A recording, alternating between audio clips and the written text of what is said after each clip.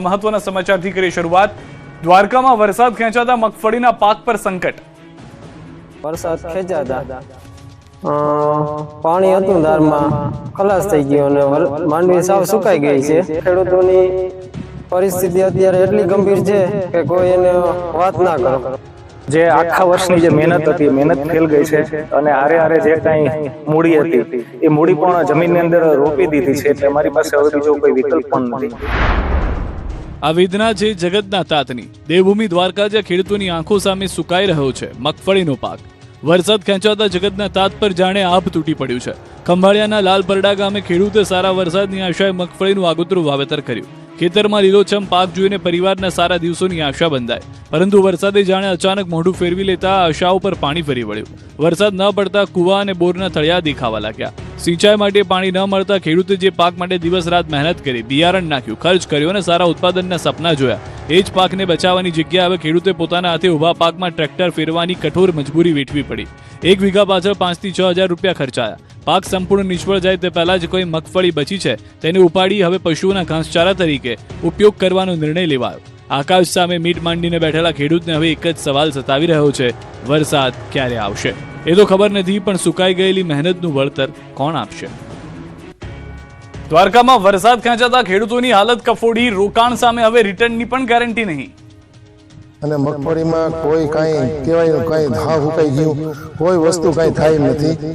અત્યારે વરસાદ થાય તો અમારે ચરાઈ થાય નથી, ચરોય માન થાય છે। ખેતરમાં મુરઝાતી મગફળી, ખાલીખમ કુવા, સૂકા ભટ્ટ નદી અને ડેમ। અત્યંત વેદના ભરેલી આ પરિસ્થિતિમાં આકાશ તરફ મીટ માંડીને બેઠેલા આ દ્વારકાના ઠાકર શેરડી ગામના ખેડૂતોને મેઘરાજાએ જાણે કે રજડાવી મૂક્યા છે। આ એક ગામની નહીં પણ અનેક ગામના ખેડૂતોની સ્થિતિનો ચિતાર છે। 1-1.5 મહિના પહેલા ઓછા વરસાદમાં પણ મગફળીના વાવેતરનું સાહસ ખેડ્યું, પણ મેઘરાજાએ હવે જાણે કે ભરોસો તોડી નાખ્યો છે। ખેતરમાં ઊભો પાક હવે સુકાવા લાગ્યો છે। એકાદ અઠવાડિયામાં વરસાદ નહીં આવે તો ખેતરમાંથી કંઈ જ હાથમાં આવે એવું કંઈ પણ દેખાતું નથી। જિલ્લામાં સરેરાશ માત્ર 6.5% આસપાસ વરસાદ થયો છે, જેણે ખેડૂતોના ખર્ચ પર પાણી ફેરવ્યું છે। ખેડ, ખાતર, બિયારણ, દવા, મજૂરી સહિત વીઘા દીઠ અંદાજે 7,000 જેટલો ખર્ચ કર્યા બાદ પણ ખેડૂતોને 1 રૂપિયાની પણ આવક થાય એવી હાલની ઘડીએ આશા નથી। મેઘરાજાની ગેરહાજરીએ જગતના તાતના હાલ બેહાલ કરી દીધા છે।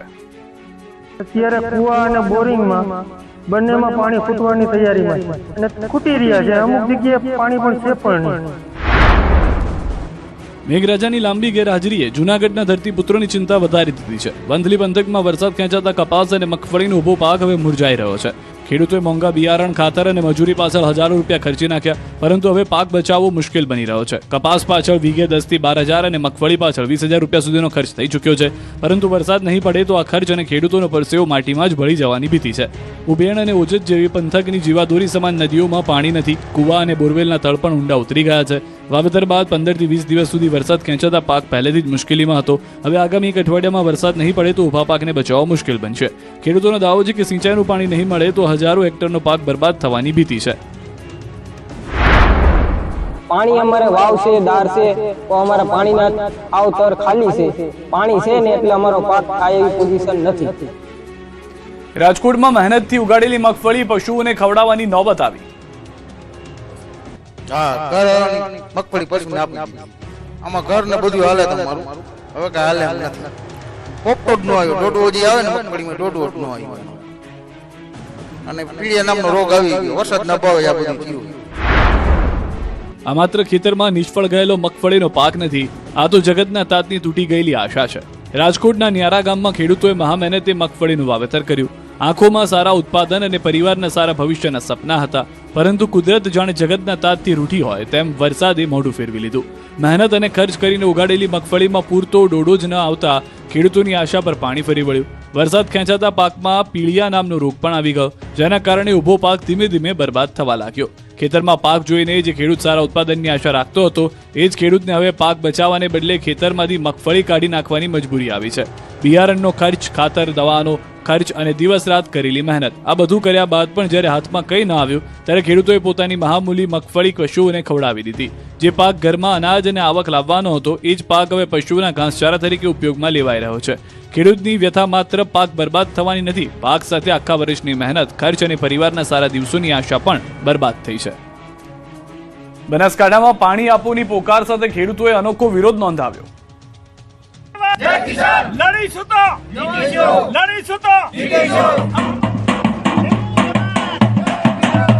ખેતરમાં પાક ઉભો છે પણ સિંચાઈનું પાણી નથી. આકાશમાં વાદળો નથી ને કેનાલમાં પણ પાણી નથી. બનાસકાંઠાના વાવથરાદ વિસ્તારમાં ખેડૂતોની આવી સ્થિતિએ હવે રોષનું સ્વરૂપ ધારણ કર્યું છે. સુજલામ સુફલામ કેનાલમાં પાણી ન આવતા લાખણી અને દિયોદર તાલુકાના ખેડૂતો વાસણા ખાતે કેનાલ પર મોટી સંખ્યામાં એકઠા થયા અને ઢોલ વગાડી અનોખી રીતે વિરોધ કર્યો.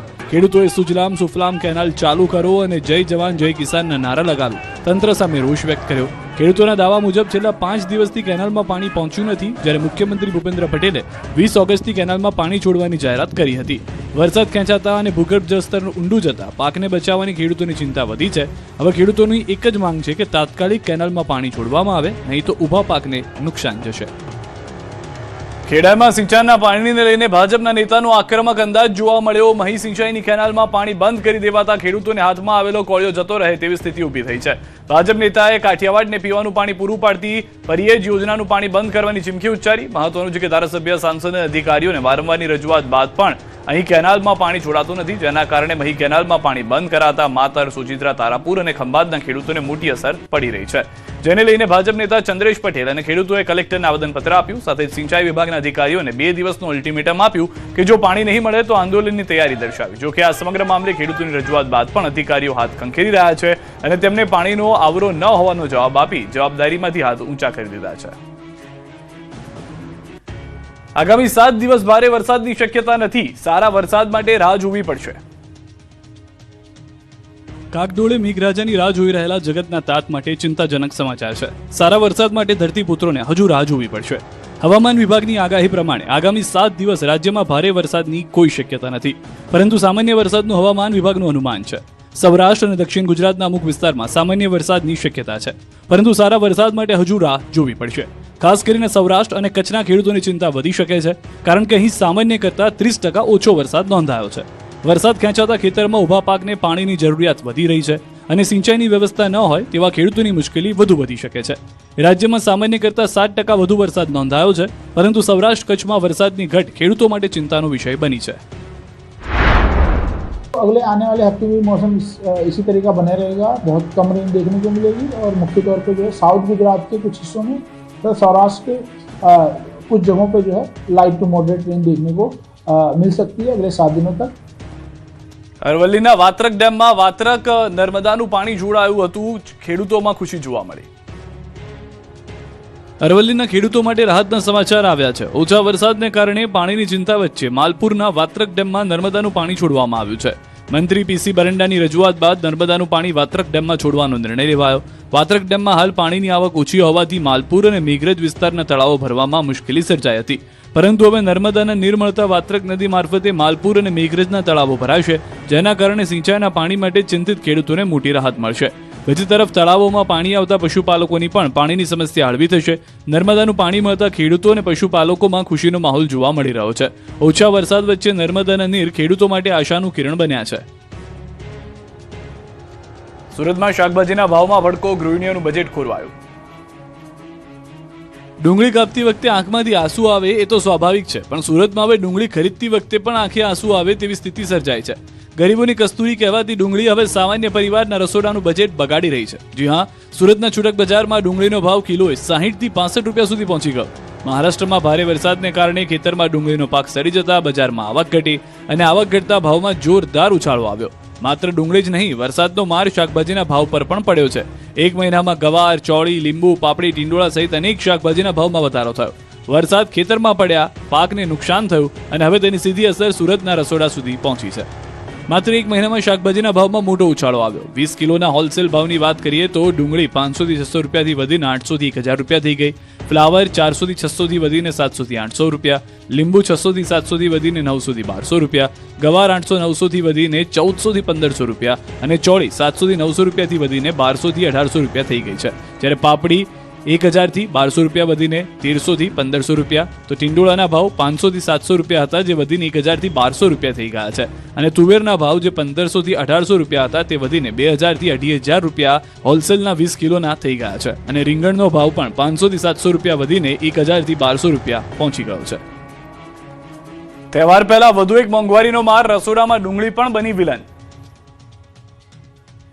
એક પછી એક વધતા ભાવોએ સામાન્ય માણસનું ઘરનું બજેટ હચમચાવી નાખ્યું. પેટ્રોલ, ડીઝલ, ખાદ્ય તેલ અને ખાંડ બાદ હવે રોજિંદા રસોડાની સૌથી જરૂરી ડુંગળી પણ મોંઘવારીની ચપેટમાં આવી છે. રાજકોટમાં માત્ર એક સપ્તાહમાં ડુંગળીના ભાવમાં 1.5 થી પોણા 2 ગણો ઉછાળો આવ્યો છે. જે ડુંગળી એક સપ્તાહ પહેલા હોલસેલમાં 25 થી 32 રૂપિયા કિલો મળતી હતી તે હવે 40 થી 45 રૂપિયા સુધી પહોંચી છે. જ્યારે છૂટક બજારમાં ભાવ 60 થી 75 રૂપિયા કિલો સુધી પહોંચી ગયો છે. ભાવ વધવા પાછળ નાસિક સહિતના વિસ્તારોમાંથી ડુંગળીની આવક ઘટવી અને સ્થાનિક પુરવઠામાં ઘટાડો મુખ્ય કારણ હોવાનું વેપારીઓ જણાવી રહ્યા છે. ઉપરથી જૂની ડુંગળીનો મોટો જથ્થો બગડી જતા સારી ગુણવત્તાની ડુંગળી